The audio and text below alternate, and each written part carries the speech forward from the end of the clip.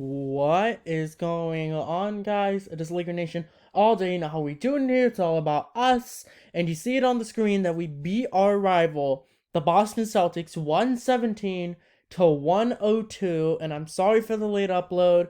I went to this game, and let me just tell you something. It was the best game of the year for us. It was the best win.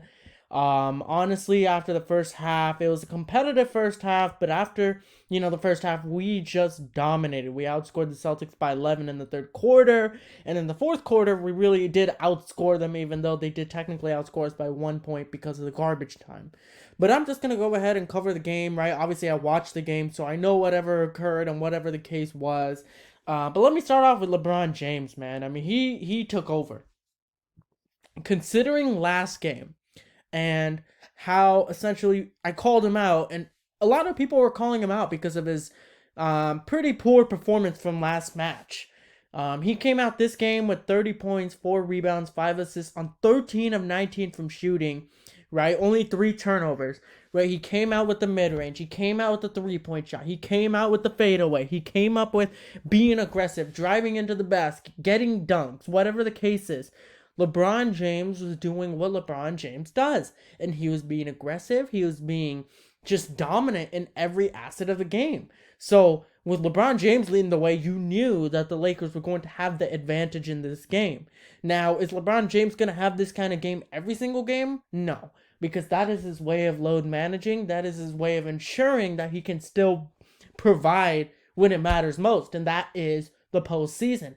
But obviously, when you have a game like you did last game against the Clippers, right, and then you come out against the Celtics, a rivalry game on national TV, he came out and just dominated, and he set by example. Everyone was kind of struggling in the first quarter, and LeBron James was the one making the three, making the mid-range, whatever the case was. He set by example, and he assisted the way. Even though he only had 5 assists, I thought he assisted much more than that, in the sense that, he uplifted the other teams, the rest of his teammates' confidence. But let me talk about Russell Westbrook, because in the first half, more so in the first quarter, he kind of played poorly, right? He was just missing a bunch of layups, right? He was missing a bunch of threes. I think he had like 3 threes that were wide open. Surprisingly, he missed them all. And the reason why I say surprisingly is because, he's actually been shooting pretty well from the behind the arc recently. But 24 points, 3 rebounds, 11 assists, 9 of 16 from the field, and just 4 turnovers. Surprisingly, he only had 3 assists, but I'll get into why that was. But Russell Westbrook in the second half, I mean, he was a huge reason as to why we outscored the Celtics big time in the third quarter by a score of 31-20. He was a big reason why we closed the deal. I mean, we got the lead and we just never looked back. I mean, this was a tendency that we saw from this Laker team back then, right? We saw this team. They had the capabilities of going up 10 to 15 points, but they would choke it and maybe even lose the game.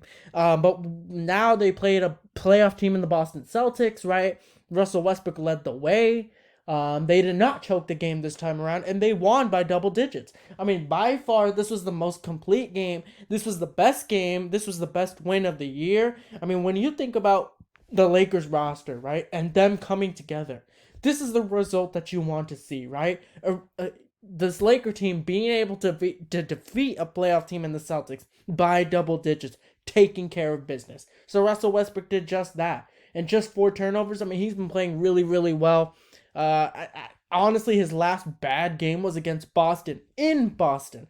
So for him to do what he did, great job by Russ, man. Next player I want to talk about is Anthony Davis. In the first half, he played like garbage. I'm not even going to lie to you. There were mid-ranges that he was missing, just shots overall that he was missing. He didn't attempt a 3, I don't believe, in the game, which is a little bit surprising. But overall, 17 points, 16 rebounds, 3 assists, 2 steals, 2 blocks, 7 of 13 from shooting. The number that stands out to me the most is the rebounds. 16 rebounds. I mean, in the second half, I believe he got most of those rebounds. And in the third quarter, he really ensured that, yes, the Celtics did not get those second chance opportunities. And that's what has been killing us this entire season sometimes, is those second chance points that our opponents have been getting. And Anthony Davis ensured that we did not allow those second chance points opportunities.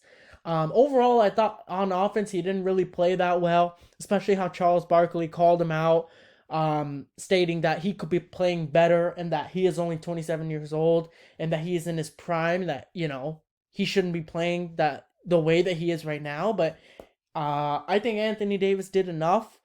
Even though he only had 17 points, 16 rebounds, big deal to me, big deal for the Lakers.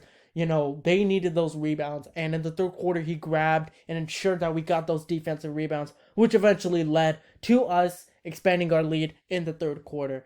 But other than that, we had players like Taylor Horton-Tucker and Malik Monk taking care of business, right, making a few shots when it mattered. And Carmelo Anthony as well. I know he only shot 4 of 11, but those 9 points, let me tell you something. When the game is close and you can use a three-pointer from Carmelo Anthony or you can use a mid-range from Carmelo Anthony, that matters most. But honestly, overall, it was just a really interesting game. If you look at the box score, you wouldn't think that we won this game, right? I mean, you saw AD, he only had 17 points.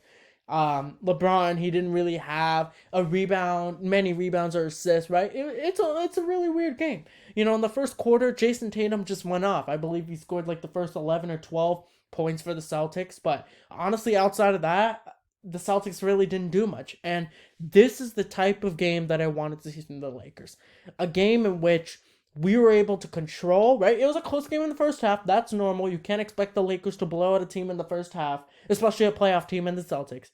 But for the Lakers to go out, compete in the first half in the way they did, and in the second half, more importantly, the third quarter, in which they've been struggling all season long to really assert their dominance, right? They came out and dominated in the third quarter. And in the fourth quarter, it's not like they just let their foot off the pedal. They continued putting their foot on the pedal, and they won by 15 points. That was just a great win. And honestly, it's just a great win overall. There's nothing like beating Boston, and just in general. Forget about in LA, in Boston. Just nothing beating Boston in general. So that's all I have for this video. If you guys enjoyed it, drop a like. Comment down below what you guys' thoughts were on this Lakers complete win over the longtime rivals in the Boston Celtics, and subscribe for more. Alright guys, peace out and take it easy.